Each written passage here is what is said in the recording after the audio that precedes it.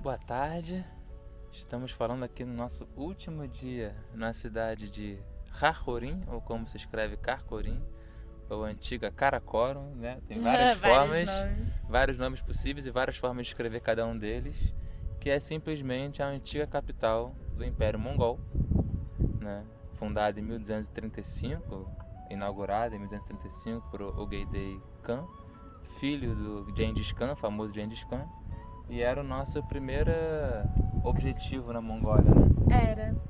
Desde lá do início a gente não sabia muito bem o que fazer na Mongólia, a gente sabe que tem as paisagens, que tem a vida nômade, que era o que mais interessava a gente, só que a gente não tinha referência nenhuma de cidade. A gente começou a procurar no mapa. E aí Não até são muitas, né? um país de 3 milhões e meio de pessoas, a maior cidade, que é a capital Ulaanbaatar, ela concentra metade da população, e as outras cidades são realmente muito pequenas e muito espalhadas, né? Sem longas distâncias, sem nenhum vilarejo, sem nada, andando pelas estradas. E a nossa referência, na verdade, foi a partir do site, o Workaway, de trabalho voluntário no mundo todo, né? Inclusive no Brasil. E aí a gente fez um mapeamento de possíveis lugares que a gente visitaria a partir das experiências de voluntariado que nos interessavam. E essa foi a mais interessante que apareceu no site, porque não era sobre hospedagem, não era sobre restaurante, era um centro cultural de caligrafia mongol. Sim. A gente não sabia muito bem o que era, né? A gente imaginou um lugar com documentação e estudos sobre caligrafia. Imaginei uma salinha fechada, fria, Sim. com pessoas fazendo caligrafia no caderninho de caligrafia. Eu imaginava um prédio. Essa era a minha referência de caligrafia, né? Mas aí, quando a gente chegou aqui na cidade e fomos recebidos pela Ágata, companheira do Tamir, que é o calígrafo, e ela administra. Administra e é estudiosa há muitos anos de caligrafia tibetana e mongoliana, né? E ela fala mongol, ela é casada com o Tamir, que é mongol. E tem um filhinho de 4 anos. Maravilhoso, Victor, ou Vitinho para os íntimos. E quando a Ágata recebeu a gente se surpreendeu, né? Sim. Porque, na verdade, é um projeto muito maior, uma proposta muito interessante, que é de unir caligrafia, história, educação e arte. Sim. A gente tá aqui, dá pra ver mais ou menos aqui todas essas casinhas, né, que chamam de gers aqui na região. Eita, peguei a plantinha aqui.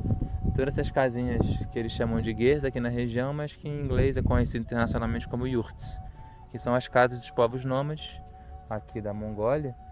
E cada uma delas é uma galeria. É uma galeria que une, a proposta é unir a caligrafia e a arte. Então muitas vezes você vai ter um quadro, uma fotografia e um trabalho ali da caligrafia mongol.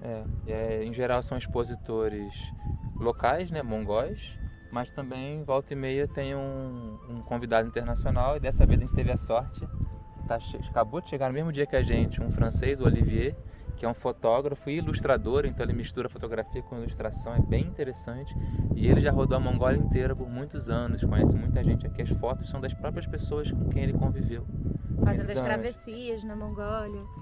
E é muito interessante porque há poucos anos atrás a caligrafia mongol ela foi declarada como patrimônio imaterial pela Unesco, né? Então você tem toda uma vontade política e toda uma força para que esse patrimônio seja resguardado. Então aqui é um desses lugares, né, que resguarda, que dissemina, que abre as portas para os estrangeiros e para os mongóis para resguardar e salvaguardar esse patrimônio. Porque a caligrafia mongol ela vai para além de simplesmente escrever, né? Ela vai falar sobre a cultura, sobre a religião. Ela é também parte de um processo espiritual, meditativo. E ela, na verdade, ela é uma mescla entre a caligrafia dos uigures com a caligrafia tibetana. Sim. Então ela é fundada, ela é formada, ela é estruturada durante o grande Império Mongol do Gengis Khan, onde eu já li que ele foi contratado, eu já vi que ele foi escravizado, eu já vi que ele foi já li que ele foi convencido. Existem algumas versões sobre esse calígrafo, né? Mas ela é uma caligrafia que ela é formatada para conseguir desenvolver essa burocracia do Império Mongol em 1200 e tanto, né? E com diversas mudanças históricas, a caligrafia mongol, ela entrou em desuso, principalmente com o domínio, com a esfera de influência da Rússia, da ex-União Soviética, aqui na região. Então o alfabeto ele foi substituído pelo cirílico. Sim. E aí perdeu-se esse hábito de escrever dessa caligrafia, né? E ao que parece já foi aprovado uma lei, né? Existe um projeto maior de reintroduzir a caligrafia local, né? Que vai falar muito sobre o povo mongol, sobre o seu estilo de vida, sobre sua religiosidade, sua relação com a natureza. Cada traço ali tem um significado profundo, né? Isso é muito interessante, porque a gente escolheu também, né? A gente escolheu esse projeto, mas a gente não veio para esse projeto, porque aqui o programa deles de voluntariado exige um mínimo de 1 mês. Mas a gente trocou várias conversas anteriormente e falou, olha, a gente não vai poder participar porque é muito tempo pra gente. 1 mês no mínimo, No porque mínimo. na Era verdade queria 2. na verdade são 3 meses. Meu Deus. Aí a proposta é você ficar 2 meses aqui no Centro de Caligrafia, fazendo voluntariado, e 1 mês rodando. Sim. Acho que eles te dão um suporte, né, uma base e tudo mais. 1 mês conhecendo a Mongólia, né? Sim. E a gente não podia ficar esse tempo todo por conta do nosso prazo da viagem, né? Que a gente quer rodar bastante. Mas a gente trocou muitas conversas e foi super legal, assim, toda a receptividade dela, por e-mail, por WhatsApp. Então a gente veio com a proposta de ficar 10 dias em um outro workaway lá no norte da Mongólia.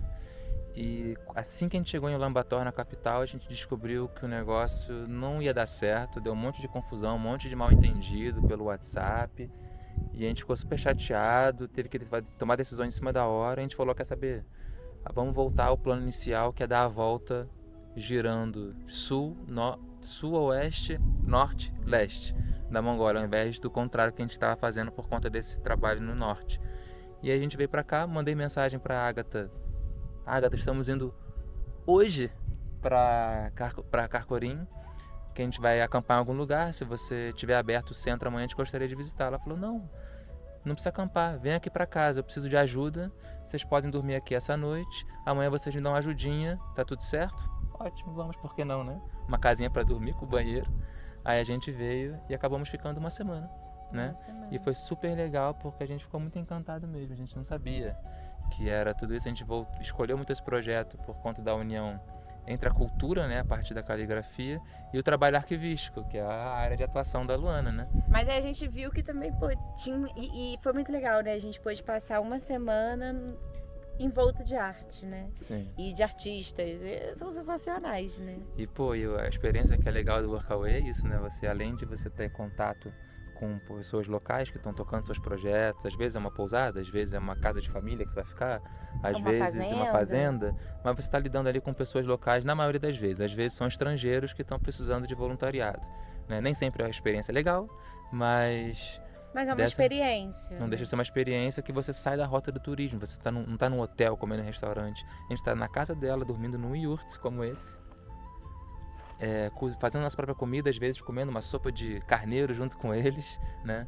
Isso é super legal. E tendo a oportunidade, nesse caso em especial, de aprender tanto sobre a cultura, né? Sobre a cultura mongol, de uma forma assim, bem mais profunda, né?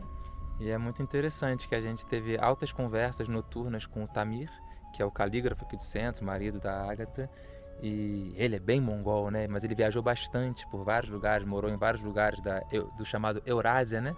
Agora a gente está começando a entender por que a pessoa considera a Rússia Europa. Que a gente olha para o mapa, a Rússia é Ásia, né? Mas mesmo para a galera local aqui, os próprios mongóis, os chineses, a Rússia é Europa. Porque a origem dela remonta à Ucrânia, Kiev, que eles chamam de Rússia Kiev. Eles vão em direção ao que a gente entende como em direção à Sibéria, né? Com o tempo, mas a origem é outra origem. É outra origem. E é muito interessante, porque a gente veio viajando, né? Nossa viagem começa pelo Sudeste Asiático, Tailândia, Malásia, então você tem toda aquela parte da Península Malaia e a parte insular, né, das ilhas da Indonésia, Papua Nova Guiné, que vai chegar até a Austrália, que eles chamam de Austronésia, né, os povos austronésios, que é uma cultura específica ali. Aí depois a gente veio para essa parte de Tailândia, Camboja, Laos, Vietnã, que é uma outra cultura com forte influência histórica da China.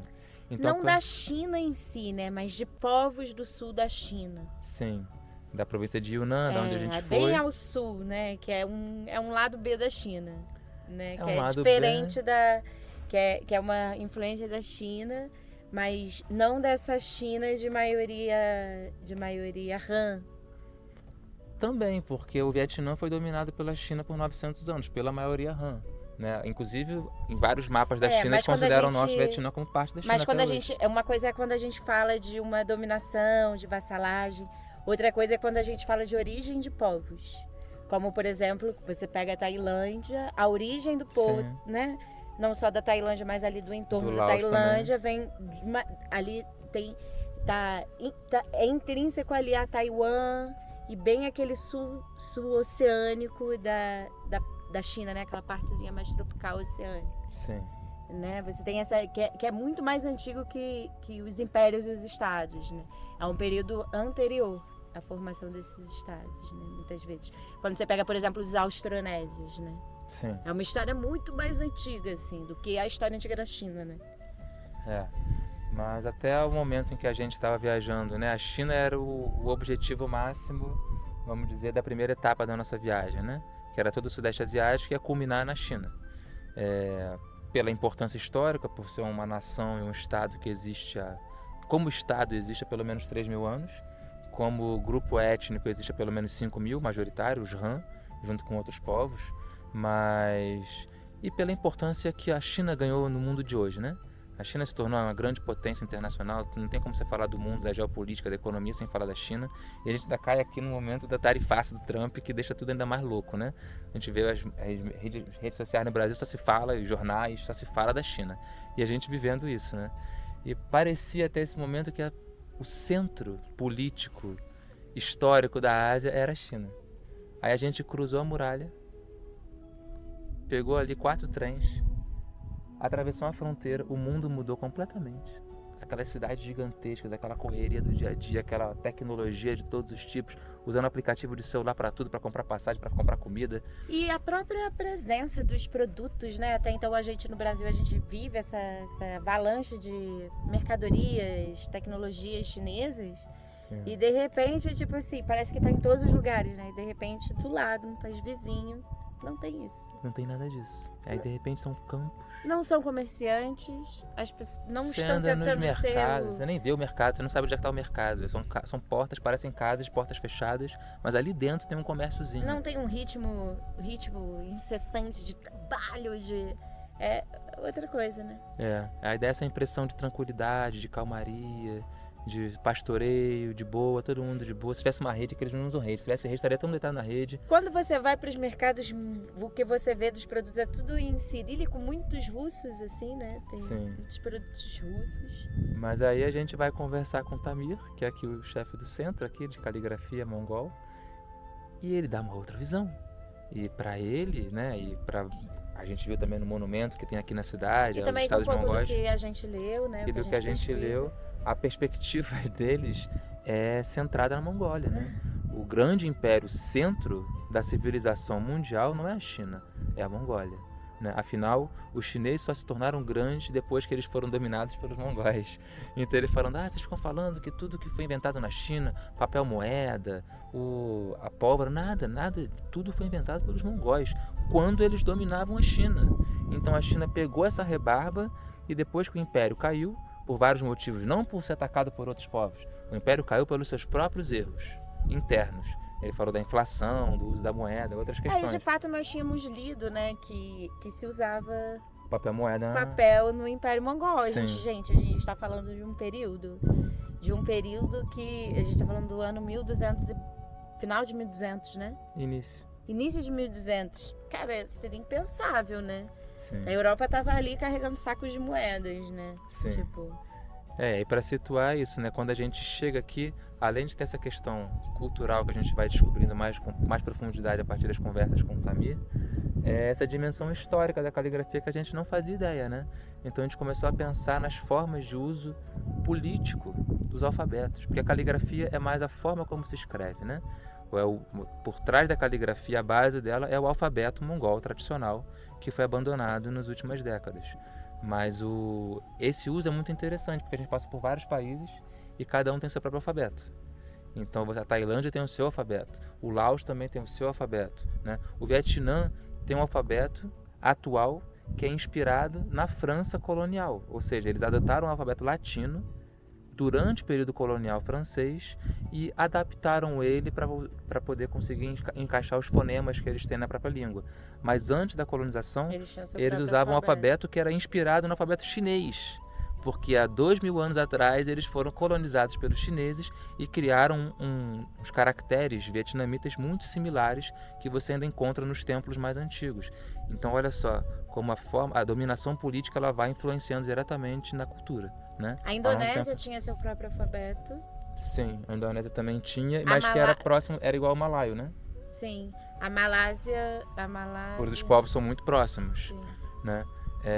A Malásia tinha seu próprio alfabeto, mas eles também usavam inglês, né? Eles falam inglês perfeitamente. Sim. Todo mundo fala inglês. Aí você vai para Singapura, você tem 5 alfabetos autorizados oficiais, porque você acredita que a diversidade, a forma, é a grande característica do povo de Singapura, né? E aí quando você chega na China, você tem várias línguas regionais, mas que foram unificadas, né? A escrita foi unificada a partir da década de 50, justamente quando os comunistas tomam poder, eles querem controlar a China de forma centralizada, né? Depois de todas as batalhas e guerras civis que aconteceram, eles precisam reunificar a China e vão usar o alfabeto como instrumento de concentração do poder e de unificação da cultura. Então vai ser contratado um grupo de especialistas para simplificar os caracteres utilizados pela nobreza que existia antes, as várias nobrezas que existiram antes, e até hoje esse é o que, quando você pega um tradutor de celular, por exemplo, você vai ter a opção de chinês simplificado. Sim. É por isso, é porque eles simplificaram o alfabeto, agora são só 3.000, né? Caracteres mais ou menos, antes eram muitos mais, e com isso eles conseguem criar uma ideia, forjar uma ideia de nacionalidade para além das diferenças étnicas que existem dentro do território, o que é muito importante para um império, né? Vamos colocar, diante de toda a história da cidade, vamos colocar a China atual como um novo império, né? Até porque ela domina diversos outros povos ali, regiões Sim. e territórios, né? De forma direta ou de forma de vassalagem. A gente pode pensar o Laos de hoje em dia como profundamente influenciado pela China. E aí pensa no Camboja, né? Que o alfabeto do Camboja é inspirado pelo alfabeto Pali dos hindus, indianos que chegaram nessas terras no início do primeiro milênio, gente. Isso é muito louco. A gente conseguiu, acho que agora aqui na Mongólia, tendo cruzado aí uma Ásia, né? A gente conseguiu pegar bastante dessa esfera chinesa. Sim. E ali a gente teve uma pincelada da antiga influência hindu, que é anterior, né, o que parece. E a gente conseguiu ter um pouco dessa pincelada antiga, só que agora a gente está indo para uma região que tem essa influência recente do Império Russo e da União Soviética, né?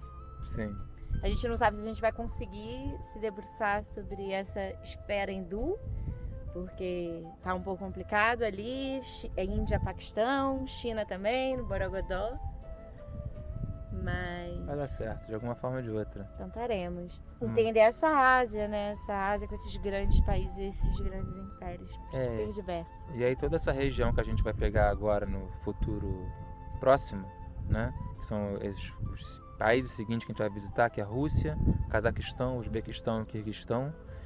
O Tadiquistão já não sei se mas é também um país que a gente vai visitar. Todos eles adotam o alfabeto cirílico, né? Inclusive a Mongólia. E aí que vem essa história de conexão entre os diferentes povos, né? Que a gente fala de povos, de cultura, né? Muito de forma antropológica até, mas não tem como. Às vezes a antropologia pecou muito por isso na sua origem, né? De querer considerar a cultura como algo dissociado da política ou dissociado da história desses povos, como se fosse uma cultura. O povo tem uma cultura que ela é ancestral, ela é ahistórica, ela não tem história. Só que não. Então você vai vendo, por exemplo, né?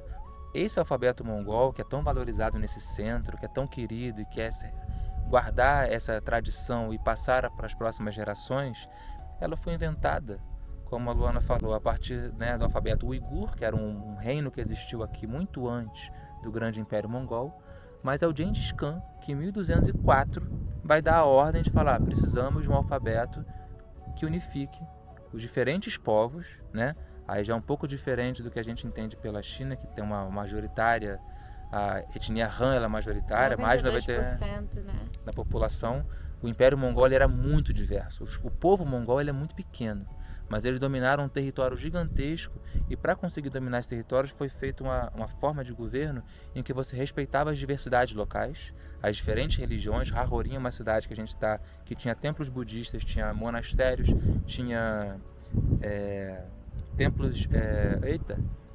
tinha templos cristãos, tinha templos muçulmanos, mesquitas, tudo dentro da mesma cidade, né? Isso é difícil de pensar em outras partes do mundo nessa mesma época, no século XIII.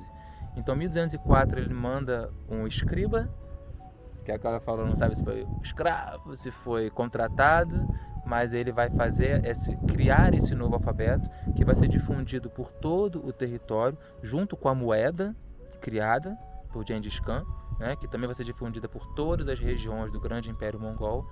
E conforme o Império vai se expandindo até os anos 1250, 60 e até 1271, que é quando o Império Mongol vai dominar, inclusive, toda a China, esse alfabeto mongol vai ser adotado em todos esses territórios, em todas essas regiões.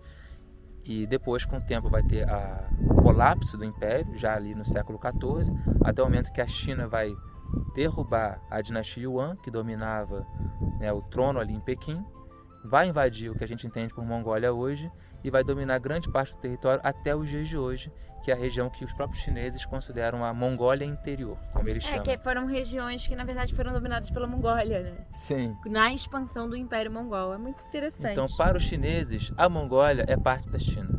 Para os mongóis, a China é parte da Mongólia. E essa é a graça de tudo isso, né? Então, o alfabeto foi usado como instrumento de controle, de dominação, né? Mas também de trocas, né? Então, você vai ter muita influência cultural entre os diferentes países a partir do uso do mesmo alfabeto. Só que hoje em dia o alfabeto mongol, né? Hoje em dia não. Até o início do século XX, o alfabeto mongol vai ser usado só no que a gente entende por Mongólia, que não é o limite territorial que a gente vê no mapa mundo de hoje em dia. É a Mongólia, independente de hoje, mas a Mongólia interior, que está dentro do território chinês, e as províncias e repúblicas que estão no sul da Rússia, de Altai, Bariátia, né? Que estão no norte da Mongólia. Estão ao norte da Mongólia, mas sul da Rússia. A Mongólia ela perde território para a Rússia em cima e para a China embaixo. Então você tem Mongólia ali, fora da Mongólia, Estado Nacional. Sim. Né? Então, mongóis, povos que se veem como mongóis. Dentro do Estado mongol independente tem 3 milhões de pessoas, e considerando todos os mongóis que habitam fora da Mongólia atual, são 7 milhões. Então tem mais gente fora do que dentro. Mas eles aqui consideram que o sul da Rússia e o norte da China são Mongólia, né? E um dia voltará a ser deles, junto, né, parte do seu território. E o que é interessante é isso, porque esse alfabeto vai ser usado por 800 anos nesse território. Até quando? Até a eclosão da Guerra Civil na Rússia, a Revolução Russa. Em 1921, você vai ter uma influência muito forte. A Rússia, ela vai, né, já a União Soviética, 22, ela vai influenciar as lutas de independência dentro da Mongólia, independência contra a dinastia Manchu, que controlou a China e a Mongólia, e depois contra os ataques dos chineses ao território mongol. Então a Rússia vai se colocar favorável aos mongóis para evitar que existisse ali, né, um espaço, uma fronteira de disputa entre russos e chineses maior do que já existia. Lembrando que nessa época a China não era comunista, a China era ainda capitalista, né? Era o Partido Nacionalista do Chiang Kai-shek. E aí, ao longo desses anos, cada vez você vai ter uma influência maior da Rússia sobre a China, sobre a Mongólia, até a eclosão da Segunda Guerra Mundial. Quando acaba, durante a Segunda Guerra Mundial, a Rússia fez uma promessa à Mongólia, dizendo que se ela participasse, ela ajudasse na guerra, na resistência aos japoneses, por exemplo, que estava aqui dominando toda essa região, a gente já viu isso por todos os países que a gente passou, que se a Mongólia participasse e ajudasse o exército russo, ao final da guerra, os russos bancariam a integridade territorial da Mongólia, incluindo aquele que eles conhecem como Mongólia Interior, pelos chineses. Acabou essa guerra, foi feito um acordo entre as grandes potências, incluídas a China, e no final a Mongólia ficou do tamanho que está hoje, sem a parte sul e sem a parte norte. Com as duas potências abocanhando uma parte. Cada uma abocanhando uma parte. E é muito interessante, né? Porque a Mongólia Interior, ela continuou usando... Enquanto a Mongólia, Estado Nacional, ela ficou ali, né? Ela ficou dependente da Rússia. E assim como as outras repúblicas socialistas, ela não fez parte formalmente da União Soviética. Mas ela estava ali totalmente sob essa esfera de influência. Assim como as outras repúblicas adotaram o alfabeto cirílico, boa parte delas, a Mongólia também adotou. Só que a Mongólia Interior, que estava dentro da China, que é gigantesca, é uma boa parte da China, na verdade. É um território maior que a própria Mongólia. É muito grande. É muito grande. Na verdade, boa parte da China é Mongólia, sim. Essa é a verdade. E Tibete, né? Uhum. Mas, embora na Mongólia tenha sido substituído pelo cirílico, na Mongólia Interior continuou-se usando esse alfabeto. Antigo, até hoje. Que é esse alfabeto que está sendo resgatado aqui. Sim. Mas até como forma de você fazer um contraponto a essa influência russa ali na região, né? Sim.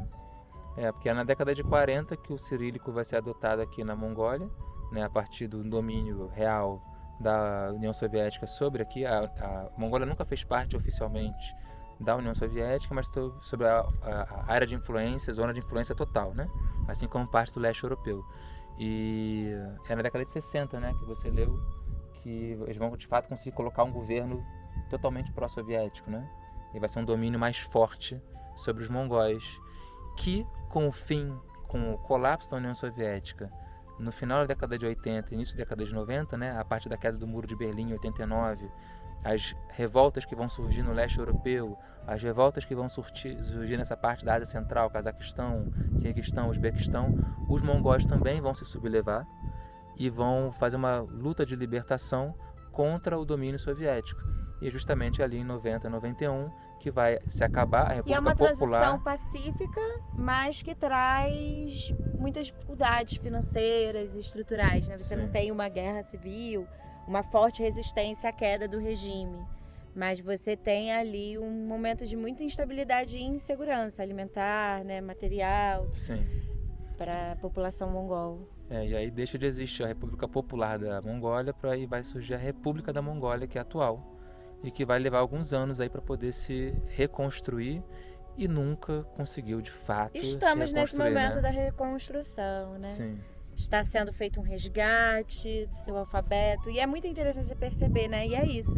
O que parece ser um simples lugar de caligrafia, na verdade vai contar muito da história da Mongólia e de toda essa região. Como é que a escrita, ela pode ser um instrumento político. Sim. Um instrumento de identidade, um instrumento de resistência e um instrumento de diferenciação e de unidade muito forte. Sim. E é isso, são essas coisinhas que a gente está estudando e aprendendo enquanto a gente viaja. Bom demais. Bom, agora vamos seguir nossa viagem para as terras nomádicas da Mongólia. Vamos visitar um vulcão na Mongólia. Há quem diga, se a gente conseguir chegar lá porque não tem ônibus, não tem transporte público, não tem nada, temos nossa barraca, nossa cozinha. E parece que o vulcão em si é um caos, muitas pessoas desistem. Vamos ver se esses andarilhos conseguirão ver o vulcão. É isso. Então a ideia é a gente alternar, a gente vai fazer vários vídeos contando essas histórias, essas ideias que a gente vai descobrindo, dessas questões culturais, políticas, econômicas que nos interessam tanto.